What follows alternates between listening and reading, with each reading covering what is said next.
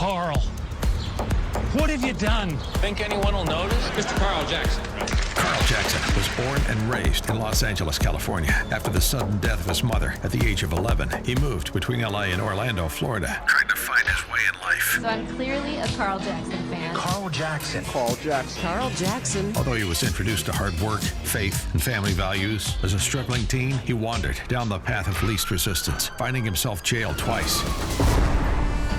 By the grace of God, he attended an evangelical church and found that there was a better way and accepted Jesus Christ as his Savior. There's just no fake stuff about Carl Jackson. Now, on the Salem Podcast Network, Carl has launched on a journey to help people of all races and backgrounds to discover facts of America's true past, as well as realize the benefits of utilizing their God-given gifts and talents, which far outweigh any benefit from a government subsidy or program. It's dangerous out here. Let's roll, Carl. Get going fast. Redeemed, rehabilitated, and real entertaining.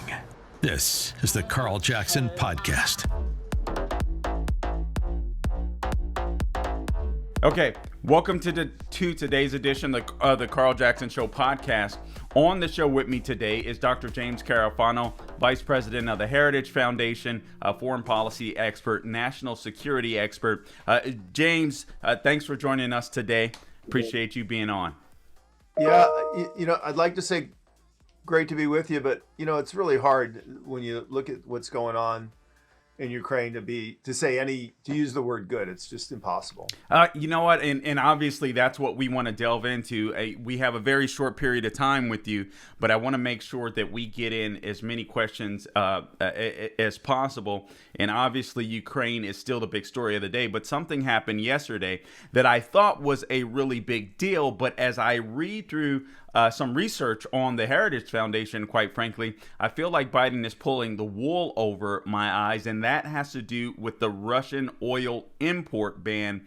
While he's still putting a stranglehold on American energy production. Can you talk to us about that and how that'll impact us?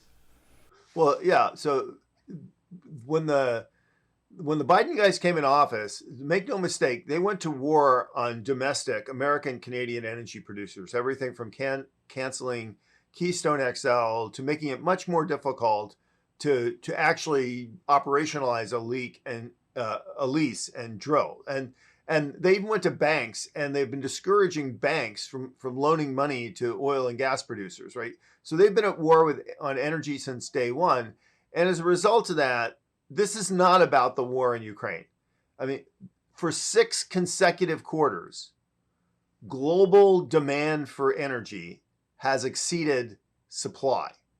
So for 6 quarters in a row, the world has basically been eating into its reserves. So this was a crisis that they knew was coming. And Russia provides about 8% of our imports, and that's all due to Biden, because we were energy independent before Biden came into office. And ironically, do you know the one part of our energy sector that has shown zero growth? Renewables. Wow. So despite them doing everything, renewables they're not going anywhere because they're not, the physics and the chemistry and the economics are just not there for them to replace fossil fuels one for one. It's just not there.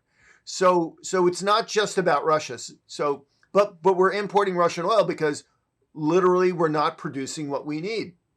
And so it is true that Biden basically paid for Russia's war in Ukraine because of the oil. And so now we're not going to buy Russian oil. But his response is because the left doesn't want to have domestic production, because their strategy is to strangle and destroy the domestic energy production and force us all to renewables, which can't even meet 20% of our needs. His answer is no problem, because I'm getting all this political fact for buying Russian oil. He wants to buy Iranian oil. Well, that's nuts, because first of all, if you do an Iran deal, that basically opens up Iran to the global economy, and Russia then has a backdoor, and they can go through Iran and money launder and avoid all the sanctions.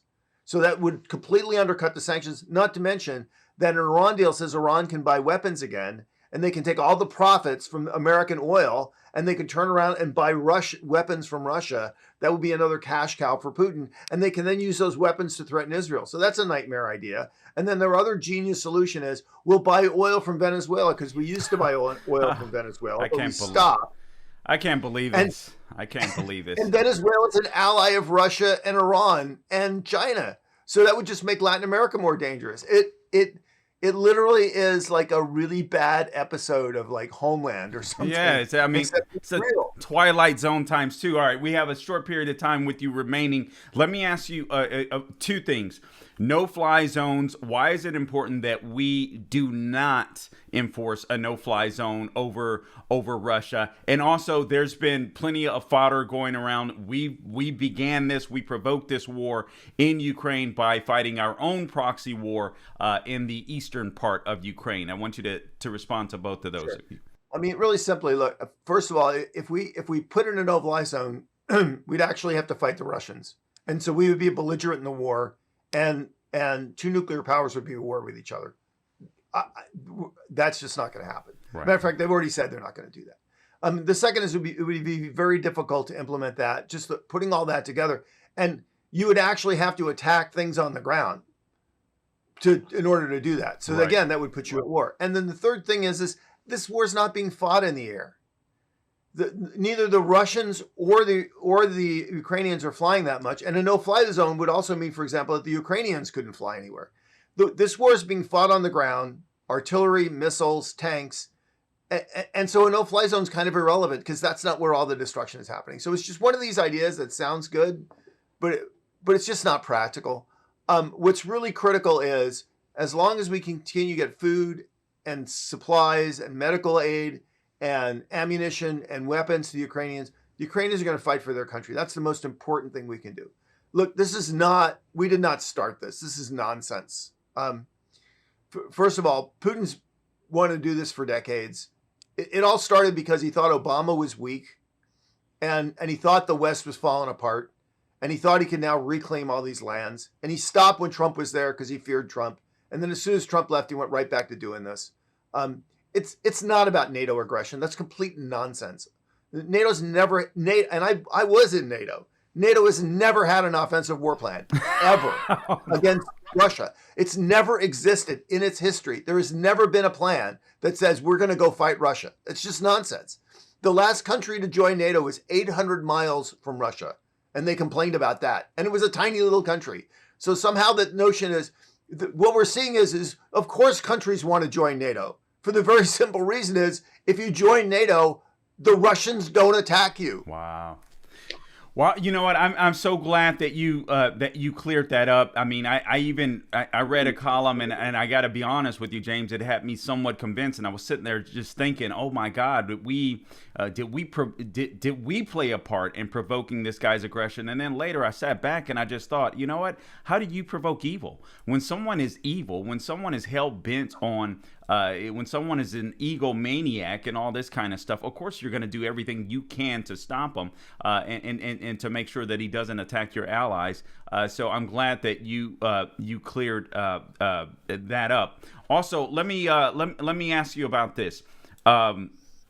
China and Taiwan. I actually went through on my podcast yesterday, your latest column on China and Taiwan and how China has to be looking at what's happening in Russia. Given the fact that Russia they do seem to be advancing, and God forbid, it looks like they're going to have some success in Ukraine. But at the same token, this has been an uphill battle for them, and it may be causing they may be somewhat Russia, somewhat of a geopolitical liability to China. Please explain that.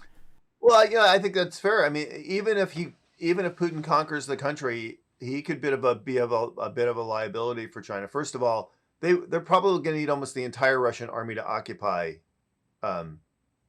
Ukraine.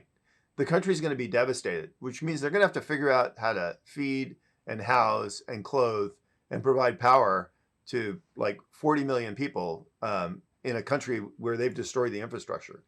And Ukrainians will probably continue to fight. It'll probably look like Afghanistan. There'll be a insurgency. So this this is a big liability, and not to mention the blow to the Russian economy.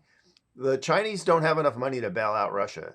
So in the end, Putin could be a weakened partner for China, and maybe even a lesson about the aggressive wars can be very debilitating. I mean, both the Chinese and the Russians thought this was going to be over in like 2 days. It was going to be like a 15-day operation, take out the government on day one, military would fall apart. In 2 weeks, they'd occupy the entire country.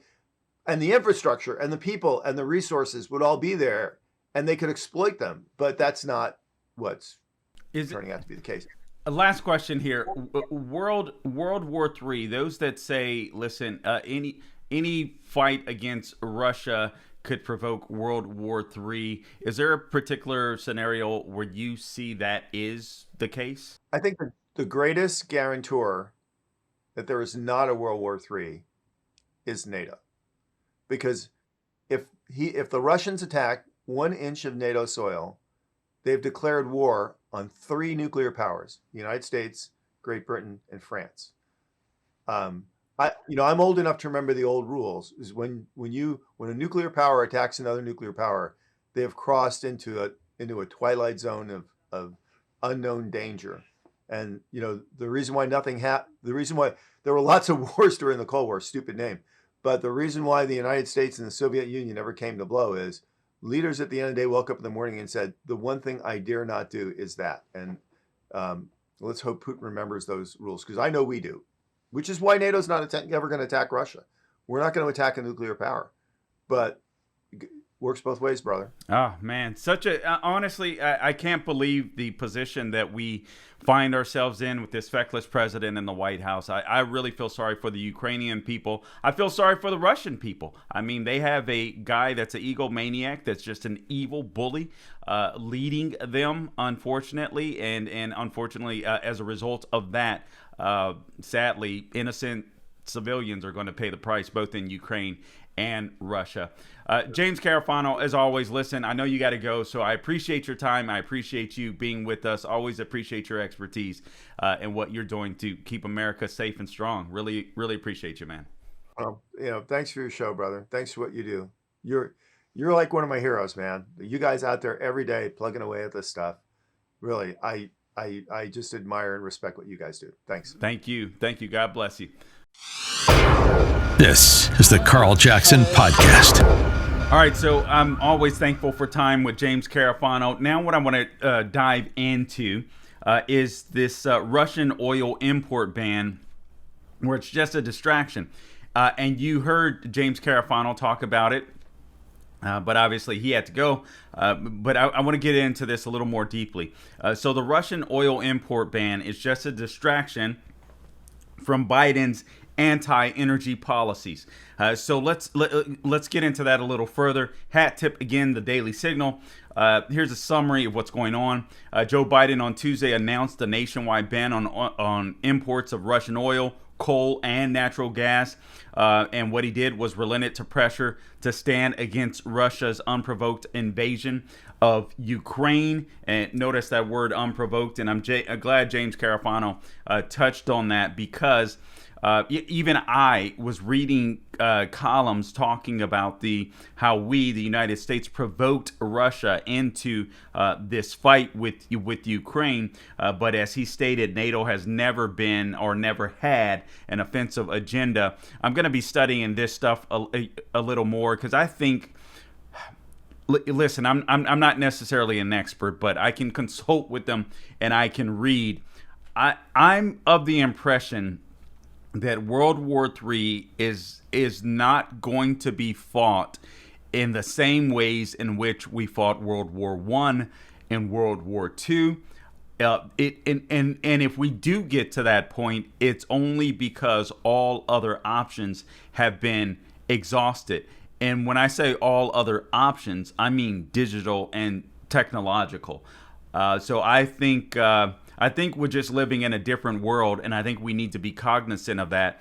And so even some of the things that I was reading and thinking earlier this week, I'm starting to question. I mean, what Putin is doing is fighting an old school type war, and And that's who Putin is. That's who Putin is. But I think he's fighting that style of war because it's all, not all he has. Obviously, he has cyber attacks and so on, etc.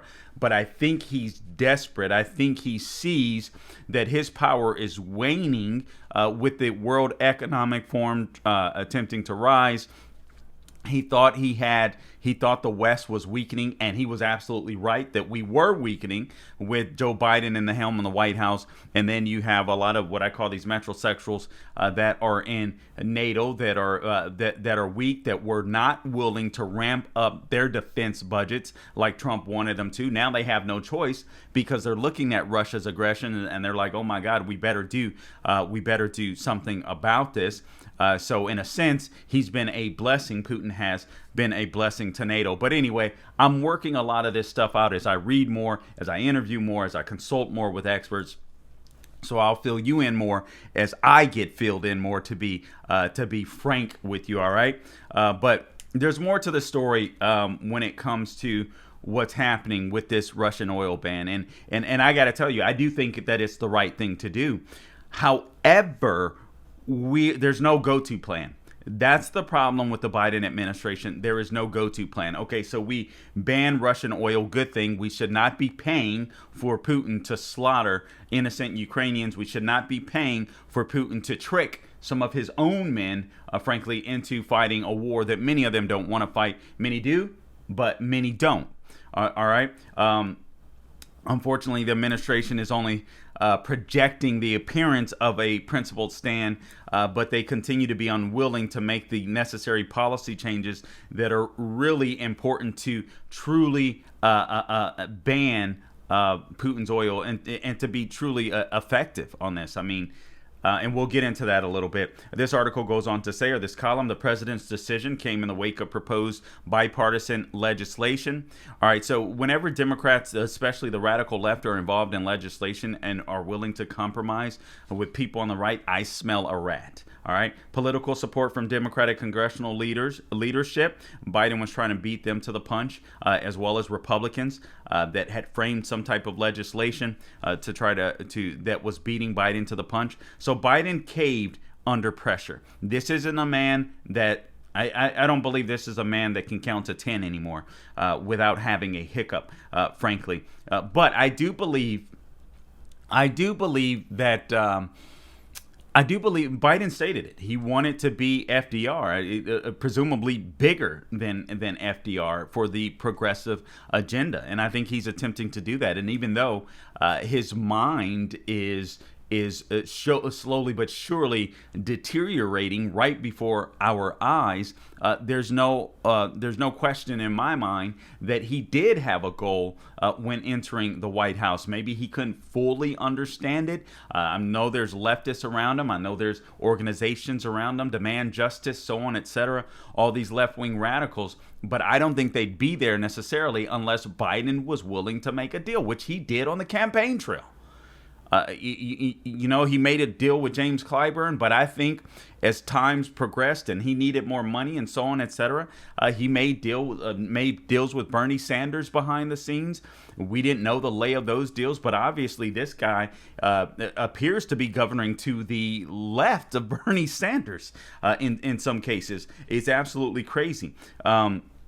Biden was looking like a weakling on the world stage, and that's because he is, and so he had to eventually cave. So despite the Russian oil ban, he's still imposing regulations on Americans that will increase the cost of energy and block Americans' ability to be able to use it. So on one hand, Biden is saying, hey, listen, I'm going to do this. I'm going to ban Russian oil, but I'm being honest with you. I'm keeping my word. Trying to sound like he's this honest broker, and you're going to feel the pain. But basically telling us, hey, are you willing to feel pain for the sake of freedom? Well, that's a false choice. We don't have to feel pain. We can literally go back. Where's this headline? We can literally go back just over 1 year ago. The average gas price on January 6, 2021, so just over a year ago, right, 14 months ago, was $2.25 per gallon on average. All right, so now we're at $4.10. per average. We reached a high of 417 on average. Now, we weren't buying Russian crude oil then. So why is it that when we weren't buying Russian crude oil during Trump's years in office and all the way up to January 6th of 2021, were gas prices literally almost half the price? Ask yourself that question. So it's not true that Biden can't cheapen the price of oil. He can. If he were to say that we're going to drill, the markets would react immediately. Even though it would take XL Pipeline 8 months, it would take the Keystone XL Pipeline 8 months to be put back online since it's been shut down. But they could have it up and running 8 to 9 months. All right. So even based upon just saying, hey, from now on, we are going to drill in the United States of America. We are going to reopen our XL Keystone Pipeline. We are going to take an all of the above energy approach. We are not going to restrict any drilling on our federal lands and waters. We're not going to do any of that. Then right away, prices would drop. And this is true because our prices are built on a futures market. All right, so immediately you say it. I know it takes XL Keystone Pipeline 8 to 9 months to get on board, but the market starts shifting and the numbers shift virtually overnight. This is what happened with George Bush back in 2008. Prices went up to $4.11, and then all of a sudden during his administration they dropped. It was insane. It was insane. Before he left office, the prices dropped again. And that's because he was like, all right, we're going to do everything we can to bolster our energy production. And then Barack Obama and Biden get into office, prices skyrocket again because of their threats on the energies market, because of their willingness to go after our oil production, to go after fossil fuels. And right away, people started speculating, prices started soaring, then the Republican Congress gets into office in 2010. And even before that and leading up to that, you start seeing the numbers drop. And then it was the all of the above approach. So for a decade now, we have been strong. We have been in energy independence. But it wasn't until Trump got in and he was like, man, we are taking this energy production by the horn. We are doing an all of the above approach. And for the first time in American history, we became net exporters, I believe for the first time, or at least in 70 years or so. We have became net exporters of energy. We became that strong with energy. So this guy just wanted to beat Congress to the punch. He's talking about banning Russian oil, but still making it painful for Americans. He could end this today. He could literally end this today where prices would drop. So here's what the left has done in just 1 week. They want you to believe that they're doing the best they can to bring down oil prices for you. And it's just not true. They're trying to make energy and fossil fuel energy, coal, oil, natural gas, fossil fuels. They're trying to centralize them, just like they've done healthcare. They've succeeded in doing healthcare. I don't even hear Republicans fighting back on that front. That's a topic for another day. Sad state of affairs with our Republican Party. This is the time to step up and really save the country. And you probably have a handful in the Congress and a handful of Senate that actually have the courage and willingness to do so. But here's what's happened just in the last week. This is why these people are a complete and utter fraud. They proposed new climate standards to regulate conventional trucks out of existence. So think about these diesel trucks. That it's one of the reasons we have the supply chain shortages. We have most of the our supply chain, or at least I believe 40% or so, coming out of the Long Beach and Los Angeles ports. But because of California's regulations with trucks, a truck that's over 3-4 years old can't even go and pick up freight to haul it across the country. So that's why a lot of that stuff is just sitting there. The supply chain shortage, in part, is due obviously to the global pandemic, but also just because of democratic policies. It's insane what these people are doing, and I'm telling you, this climate change stuff, it is a complete and utter hoax. It's a lie. Do we have some type of impact on the environment as human beings? Of course, we're going to have some minuscule impact on the environment. Enough to destroy the environment? Please don't be so arrogant. It's insane. We'll go over, not in today's podcast, but I'll dive into that deep. We'll just do a show on that because it's insane where these people are taking us. All right, this... the Biden administration has declined to appeal a federal court decision that vacating the only lease sale held on federal lands or waters, despite clear statutory direction from Congress to regularly hold sales. So they're not leasing these lands, these federal lands or waters. Because they want to make sure that we're not energy independent. I mean, as they say, they're trying to help the American people. They're going behind our back and they're doing everything possible to make life harder for those of us that depend on fossil fuels, which happens to be everybody in the entire world, in some shape or form.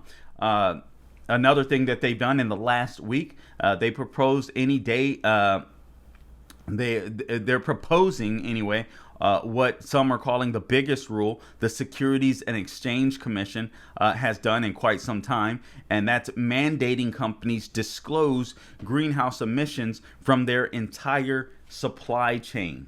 So not just let's say, I don't know, a Walmart or Amazon or any vendor that they might use would have to disclose any greenhouse emissions. Now, the left doesn't have to do this when they're and these global elites, when they're flying on their private jets to Davos, Switzerland, they don't have to do that, but they want to force you to do it. This is a cult. It is a climate cult. Biden asked American energy companies to increase their production to make him look good temporarily, but he has made it very clear that his administration intends to put the coal, oil, and perhaps even the natural gas industries in America out of business, and that's what they want to do. Now, Europe has already done this. It hasn't worked out well. So the left wants a centrally planned energy sector. They want to build it around their preferred political narratives. That's what they're trying to do. They want to build it around these unreliable energy technologies, and the administration presumes they are the solution to global warming. I'm not even sure if they necessarily believe that, or if they just understand by controlling energy, they can control all of us, because so much of what we do, even the clothes that we put on our back, toothpaste, everything we use to stay to be hygienic as human beings, we use fossil fuel products. It's amazing. There's so much stuff. As a matter of fact, later on my show, I'll reveal some of this stuff tonight. There's so much stuff that are built from fossil fuels. You can't get away from it. You won't be able to get away from it. So the goal for the left is to make sure that they can control you. If they can control energy, if they can control healthcare, so climate, healthcare, and again, they use race. These are the issues they use to try to frustrate people in order to gain control over people. If they can use race and equities and gender, they're just trying to use issues to divide Americans so that big government can come in as the savior on these issues, and we all say, oh, okay, that settles it. So big government has control, and we're no longer in control of things. It's absolutely insane, but that's just the way that it. That it is. Absolutely insane. Absolutely insane. But that's where we are. And then Europe went down this road. I told you about that briefly. They curtailed their own energy production, their fossil fuel production. It hasn't worked out well for them because now they're beholden upon a dictator that would like to overturn NATO, right? That would like to bully a sovereign nation into, who is, when you think about this more, and honestly, It's just all of this stuff is so fresh to us, right? We're looking at the first European invasion since World War II, and all of this is just, man, this is just insane. This is crazy. So everybody's opining on this stuff, and I'm thinking, man, America, we were funding and we are funding somewhat of a proxy war. We're helping Ukrainians in their fight against Russian control. But the bottom line is this. Not NATO. I'm sorry. Even though Ukraine is not a NATO country, you have to think in terms of sovereignty. And all of these lines have been settled. Whether we like it or not, all of these lines have been settled. World War I, World War II, they've been settled. So now all of these lines, all of these people are living in civil society, right? We have our land barriers. We're good. Countries are defined. We're good. We fought these battles. We're good. But you have people like Putin that says, no, we're not good because I want to take back and I want to restore the Russia of old. Well, there's already been wars to settle that. So now the only way for him to gain that is to start another war. And I was going back to 2014, but James Carafano is right. Putin has been wanting this for decades. He talked about this in a thesis. His oh, good Lord, out of college or graduate school, he wrote about this. How he wanted to restore Russia to its prominence. Take back the lands in which Russia once held. So this is nothing new for Putin. I think we're a little Johnny-come-lately to the party, and I got to admit that I was also a little Johnny-come-lately to the party. But I think World War III, I'm starting, as I think through this more, I think I've been looking at this wrong. I think that World War III is in a sense, we're waiting for these big aggressive military-style wars, which could come, right, out of desperation. If we see any aggression, like you see with Putin, if you see aggression, those type of war and that type of fighting will come. But think in terms of the World Economic Forum. Think in terms of big tech. Look how they're fighting to censor us. It's almost as if they're having the same effect by using ones and zeros in the digital age as we would use militarily.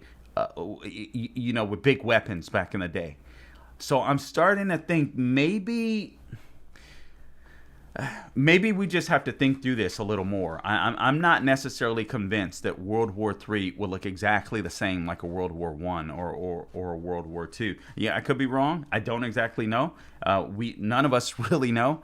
But I do see how the digital age it's just a little different. It is a little different. And I think we have to make room for that. But again, Europe has gone down this path trying to get rid of fossil fuels, and now they're beholden to a dictator that wants them wiped out. Basically, it makes no sense. We should not be doing the same. So thank God for the energy production that's still happening on state and private lands. If it were not for that, and Biden is right, I'll get into that later on my show tonight, but I'll get into that. The Biden administration is right. We are still leading when it comes to exporting fossil fuels. The problem is they've just made it so hard with federal and drilling and fracking on federal lands and waters that we're no longer the leading. We're no longer a net exporter. We're not doing as good as we were under Trump. You say that you're going to do everything that you can to reduce the impact that high gas prices have on Americans. We're asking other countries to think about maybe pumping more oil. Why not just do it here? Well, to be very clear, federal policies are not limiting the supplies of oil and gas. Let me finish. Let me finish. An executive order his Peter, first week that halted new oil and gas. Let me give you the facts here, and I know that can be inconvenient, but I think they're important in this moment. To the contrary, we have been clear that in the short term, supply must keep up with the demand. We are, and here and around the world, while we make the shift to a secure, clean energy future, we are one of the largest producers with a strong domestic oil and gas industry. We have actually produced more oil. It is at record numbers, and we will continue to produce more oil. There are 9,000 approved drilling permits that are not being used. So the suggestion that we are not allowing companies to drill is inaccurate. The suggestion that that is what is hindering or preventing gas prices to come down is inaccurate. Would President Biden rescind his executive order that halts new oil and natural gas leases on public lands? Well, 90% of them happen on private lands, as I'm sure you know, and there are 9,000 unused approved drilling permits. So I would suggest you ask the oil companies why they're not using those if there's a desire to drill more. Would President Biden ever undo his executive order that stopped the construction of the Keystone XL pipeline? Are you suggesting that would solve the gas prices issue? Well, do you think that that would maybe affect prices faster than getting the whole country off of fossil fuels? I actually don't think it would. The Keystone was not an oil field. It's a pipeline. Yeah. Also, the oil is continuing to flow in just through other means. So it actually would have nothing to do with the current supply imbalance. So gas prices are approaching an all-time high per gallon. How high would they have to get before President Biden would say, I'm going to set aside my ambitious climate goals and just increase domestic oil production, get the producers to drill more here, and we can address the fossil fuel future later? Well, again, Peter, the U.S. produced more oil this past year than in President Trump's first year. Next year, according to the Department of Energy, we will produce more oil than ever before. Those are the facts in terms of oil production. And again, right now there are 9,000 unused approved permits to drill onshore. So I think you're misidentifying what the actual issue is. But if we're looking to the future and what we can do to prevent this from being a challenge in future crises, the best thing we can do is reduce our dependence on fossil fuels and foreign oil, because that will help us have a reliable source of energy so that we're not worried about gas prices going up because of the whims of a foreign dictator. Right, and you guys think that asking Saudi Arabia or Venezuela or Iran is reducing our dependence on foreign oil? That's actually, I just outlined each of those specific scenarios and the range of discussions that we're having with each of those countries. I don't think anybody is advocating for Iran to continue acquiring a nuclear weapon, perhaps except for the former president who pulled us out of the deal. Go ahead. So they're trying to play this game. Oh, yes, well, we're still we're leading. We're still leading. We're still the leading exporter simply because these companies, energy companies, are working extra hard on state and local lands that don't belong to the federal government.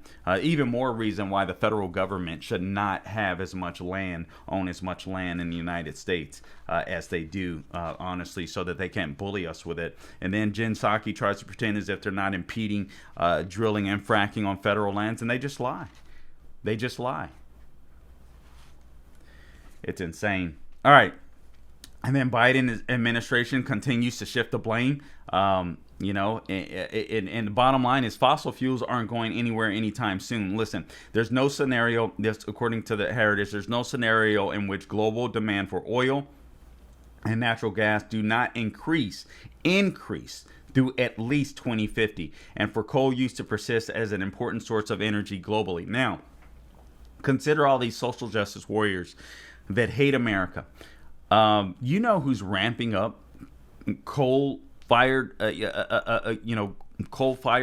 plants? China. And all of these rich people and social justice warriors want to be more like China. So China is becoming more powerful based upon their coal production while we're intentionally trying to weaken ourselves. It makes no sense, and we're not going to be free from fossil fuels. I dare you, I challenge you to Google how many products are made from fossil fuels. Your jaw will drop, because you'll realize that if these products just went away overnight, Americans, and dare I say the world, would be in survival mode within a matter of a week.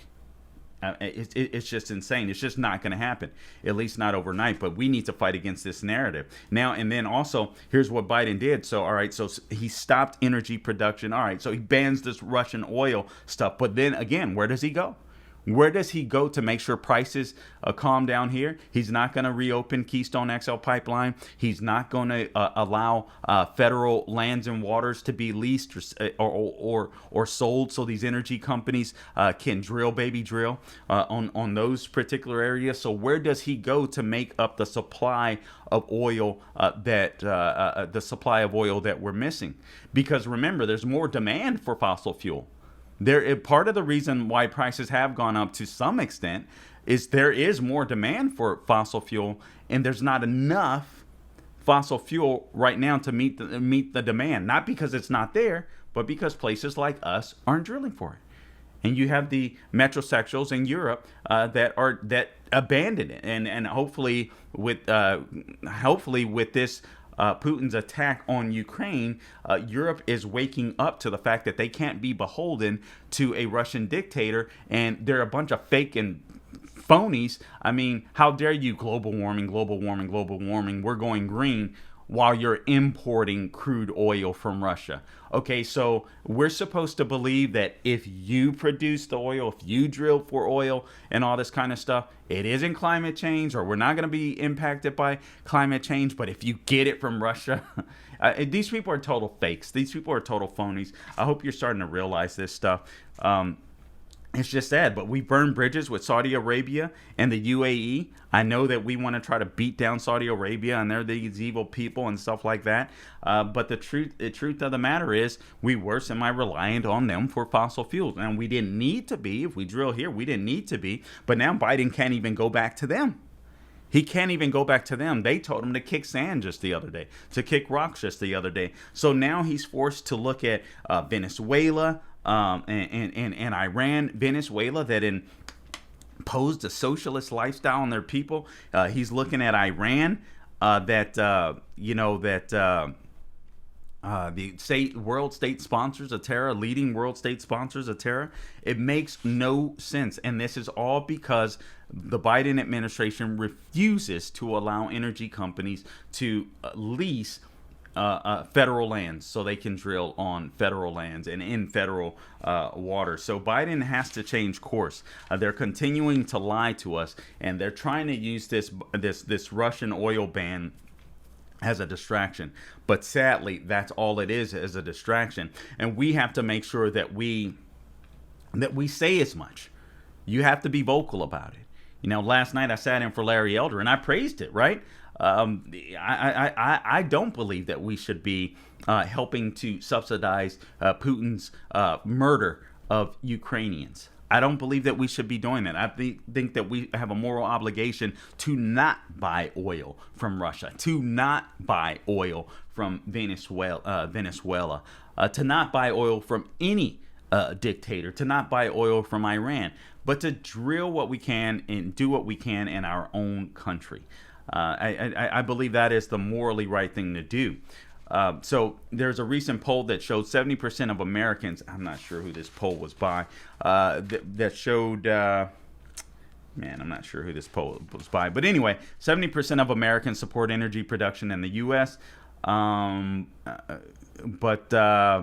this puts Biden in direct conflict with the well-being of Americans. So I'm glad 70% of Americans support that, and that's exactly why he's trying to pull the wool over people's eyes. Russian ban. But meanwhile, hey, well, we're still not going to drill on federal land, so we're still going to make it extremely difficult for these energy companies to thrive.